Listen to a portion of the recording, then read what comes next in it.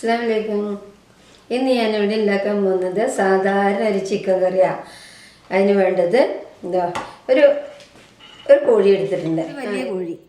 പിന്നെ ഇതാ 2 വലിയ സവാള എടുത്തിട്ടുണ്ട്. ഇഞ്ചി, പച്ചമുളക്, വെളുത്തുള്ളി ഒക്കെ കൂട്ടെടുത്തിട്ടുണ്ട്. 2 വലിയ തക്കാളി എടുത്തിട്ടുണ്ട്. ഇനി നമുക്ക് ഇത്തിരി കറിവേപ്പിൻ്റെ ഇലയും മല്ലിയിലയും കൂടി ഇടണം. എനിക്ക് സ്പൂണിൽ കണക്ക് പറഞ്ഞു തരാൻ അറിയില്ല. എനിക്ക് ഏകദേശം എൻ്റെ കൈക്കണക്ക് എനിക്കറിയുള്ളൂ.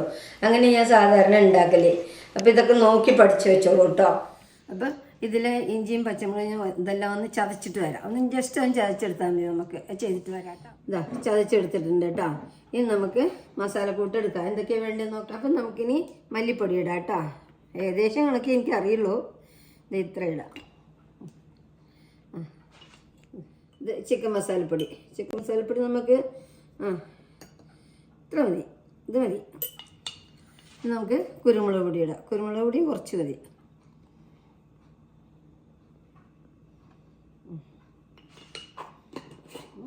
മുളക് പൊടി,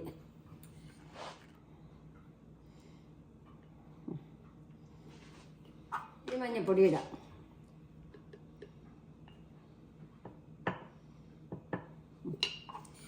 നമുക്കിപ്പോൾ പൊടികളായി. ഇനി എന്ത് വേണം? നമുക്ക് സവോള വാട്ടിയെടുക്കണം. പക്ഷെ ഞാൻ എന്താ ചെയ്യാന്നറിയാം, ആദ്യം ഈ മസാലയൊക്കെ ഒരു പാത്രത്തിൽ വഴറ്റിയെടുക്കും. എന്നിട്ട് കുക്കറിലേക്ക് കൊട്ടും. കുക്കർ വെച്ചിട്ട് നമ്മൾ വഴറ്റാൻ നിന്ന് കഴിഞ്ഞാൽ കുക്കറിൽ അടിയിൽ പിടിക്കും. അപ്പം അതിലും ഭേദം വേറൊരു പാത്രത്തിൽ എല്ലാ മസാലയും ശരിക്കും വാട്ടിയെടുത്ത ശേഷം കുക്കറിലേക്ക് കൊട്ടി ഇറച്ചിയിട്ട് ഇളക്കി ആവശ്യത്തിന് വെള്ളം ഒഴിച്ച് ഉപ്പിട്ട് ഒരു 3 വിസിൽ വരണം. 3 വിസിലായാൽ കുക്കറിൽ ഇറച്ചി വെന്ത് കിട്ടും.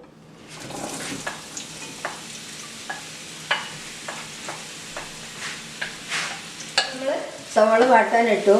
നമുക്കിനി ഇറച്ചിക്ക് വേണ്ട ഉപ്പ് സവാളയിലിടാം. കാരണം എന്താണെന്നറിയോ, ഉള്ളി വേഗം മൂത്ത് കിട്ടും.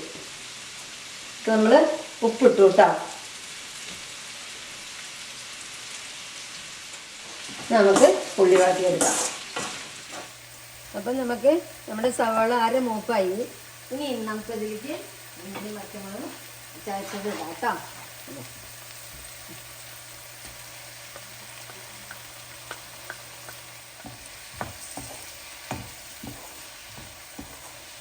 ഇനി ഇതൊന്ന് ഒരു 3/4 മൂപ്പ് എത്തണം. സവാളയും ഇഞ്ചിയൊക്കെ ഒന്ന് വെന്ത് കിട്ടണം. എന്നാലും ഇതൊക്കെ എൻ്റെ കണക്ക് കൂട്ടലിൽ ചെയ്യുന്ന കാര്യങ്ങൾ ഇതൊക്കെ. എനിക്ക് അതൊന്നും അറിഞ്ഞിട്ടൊന്നുമല്ല. പക്ഷെ എന്തെങ്കിലുമൊക്കെ അത്യാവശ്യം അങ്ങോട്ട് തട്ടിമുട്ടിയൊക്കെ ചെയ്ത് പഠിക്കുമ്പോഴാണ് നമ്മൾ പഠിക്കും. അത്രേ. ഇനിയിപ്പോൾ നമുക്കിതിലേക്ക് ഇതൊക്കെ ഉള്ളിയും ഇഞ്ചിയും ഇതൊക്കെ ഏകദേശം മൂത്ത് വന്നിട്ടുണ്ട്. ഇനി ഇതിലേക്ക് നമുക്ക് മസാലപ്പൊടി കൊട്ടാം. ഇതൊന്ന് മൂക്കട്ടെ. ഇനി ഇതിൽ കിടന്ന് ഈ പൊടികളൊന്ന് മൂക്കണം. മൂത്ത് കഴിഞ്ഞിട്ട് നമുക്കിതിലേക്ക് തക്കാളി ഇടാം. അപ്പോൾ നമ്മുടെ മസാല മൂത്ത്. ഇതിലേക്ക് ഇനി തക്കാളി അരിഞ്ഞ് വെച്ച് ഇടാം. ഈ തക്കാളി ഇങ്ങനെ ഇടുന്നത് ആവാം, അല്ലെങ്കിൽ മിക്സിയിലിട്ടൊന്ന് ചതച്ചിട്ടൊന്ന് ഇടുകയും ചെയ്യാം. ചതച്ചിട്ടിടുമ്പോൾ വേഗം മൂത്ത് കിട്ടും. അല്ലെങ്കിൽ നമ്മൾ ഇത്തിരി നേരം ഇളക്കേണ്ടി വരും. ഏതാ സൗകര്യം അതുപോലെ ചെയ്യാം. അപ്പം മസാല ശരിയായി. നമുക്ക് ഇറച്ചി മസാല കുക്കറിലേക്ക് ഇടാം.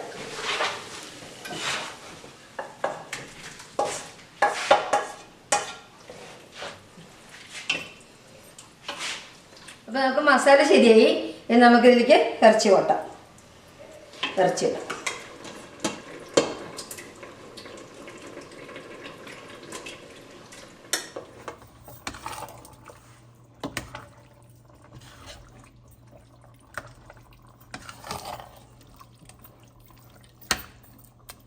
അപ്പം നമ്മുടെ ഇറച്ചി ശരിയായി. കുറച്ച് വെള്ളം കൂടി ഒഴിക്കാം നമുക്കിതിൽ. വേവാനുള്ള വെള്ളം വേണ്ട.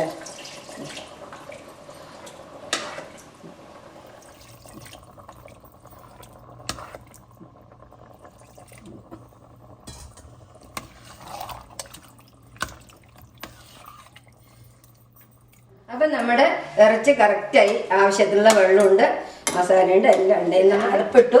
ഇനി വെയിറ്റ് കൊടുക്കും. അപ്പം ഞാനൊരു 2 വിസിൽ വന്ന് അത് ഓഫാക്കി ഇടും. അപ്പം നമ്മളുടെ ഇറച്ചി വെന്തു. ഞാൻ എന്താ കുക്കർ തുറക്കാൻ പോവാണ് കേട്ടോ. കാണാം എന്തായിട്ട് സ്ഥിതി.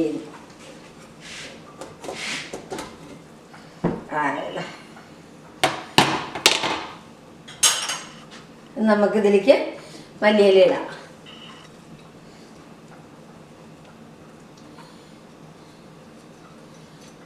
അപ്പോൾ നമ്മുടെ ഇറച്ചിക്കറി റെഡിയായി. അപ്പം ഞാനിവിടെ പുട്ടിനോടൊക്കെ കൂടെ കൂട്ടി കുഴയ്ക്കാൻ വേണ്ടിയിട്ട് ഇത്തിരി വെള്ളത്തോട് കൂടി ഉണ്ടാക്കിയിരിക്കണേ. നിങ്ങൾക്ക് വേണ്ടാന്നുണ്ടെങ്കിൽ കുറച്ച് വെള്ളം കുറച്ചൊഴിച്ചാൽ മതി.